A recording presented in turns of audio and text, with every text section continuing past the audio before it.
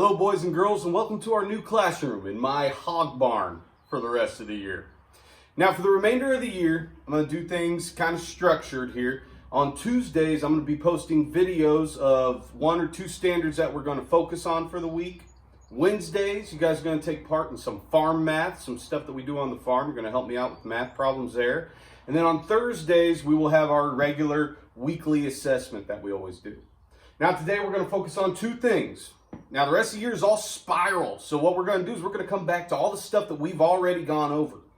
So this should be all right. You should already have notes on these, but if you want to take notes with me, this is going to be just like the classroom, the way I do it in the classroom. So if you have a notebook and you want to take notes with me, that's fine. If not, you can always go back and watch this video as many times as you need. Today, we're going to start with comparing fractions. Now, if you remember, a fraction has 2 elements to it. So if I have the fraction 1/2, then that means that the top number is the numerator. Our bottom number is the denominator.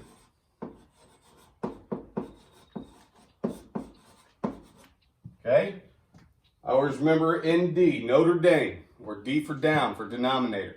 So make sure that you know which one is which. Now when we are comparing fractions, we need to know about the numerator and denominator. If a fraction has the same denominator, then all we have to do is look at the numerator. So if I have 1/6 compared to 3/6, they both have the same denominator.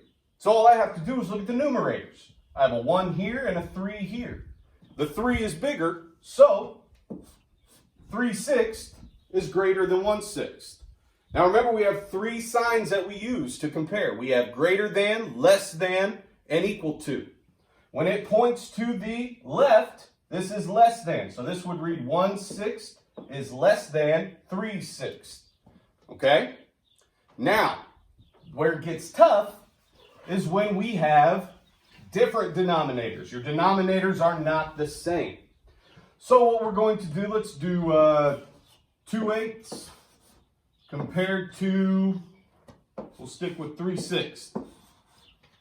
Now, if you remember earlier in the year, we did the butterfly method. Now remember, I'm going to circle 3 and 8. I'm going to multiply. 8 times 3 is 24. Then I'm going to circle diagonally 2 and 6. 6 times 2 is 12.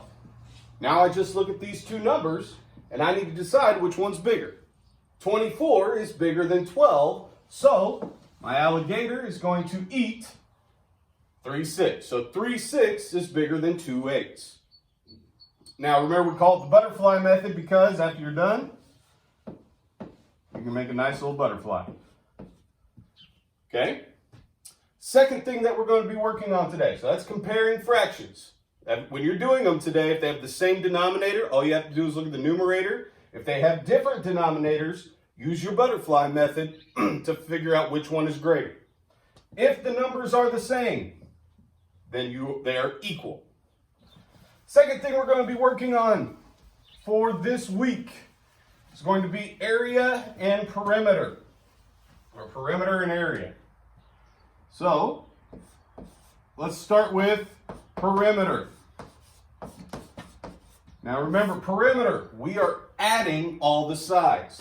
So if I have a rectangle, and this is 3 inches, and this is 8 inches. Now remember, on a rectangle, we deal with width and we deal with length. So I have a width of 3 inches, and I have a length of 8 inches. If I'm going to find the area of this rectangle, then I have to add up all the sides, not just the 2 that are listed. So I actually, if I want, I can go through and label the other sides if I want. Now 8 plus 3 is 11, and 8 plus 3 is 11. 11 plus 11 is 22 inches would be my perimeter.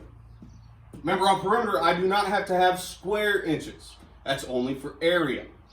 So let's look at area again.